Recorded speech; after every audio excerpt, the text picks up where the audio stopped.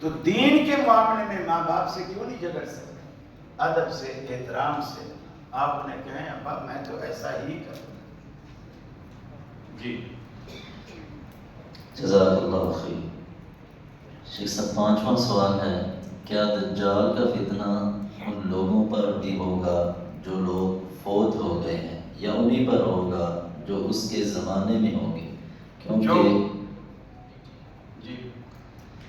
کیونکہ اس کی آزمائش میں کون لوگ آئیں گے؟ ان کی آزمائش میں برے لوگ آئیں گے. اللہ سے دعا کریں کہ اللہ ہمیں اس فتنے سے بچا کے رکھے. جو لوگ باقی ہوں گے وہی اس کی لپیٹ میں آئیں گے. اور قیامت سے پہلے یہ اس طرح کی جو ایک طرح کی آزمائش بھی ہے اور ایک طرح کا یہ عذاب بھی ہے.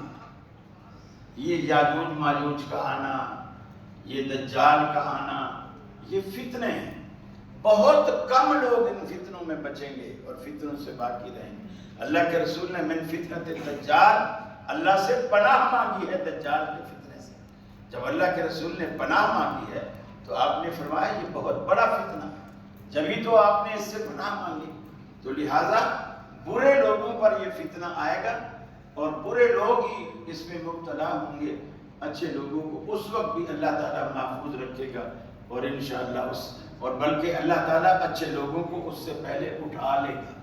قیامت جب بھی قائم ہوگی برے لوگوں پر قائم، اچھے لوگوں پر قیامت نہیں آئے. بلکہ ایک حدیث میں آتا ہے اللہ کا نام لینے والا دنیا میں ایک بھی باقی ہوگا تو قیامت نہیں آئے گی. جب کوئی اللہ کو ماننے والا، نام لینے والا نہیں بچے گا، اب اللہ کہے گا جس مقصد کے لیے میں نے دنیا بنائی تھی وہ مقصد فوت ہو گیا، اب اس کو رکھنے کا کوئی مقصد نہیں.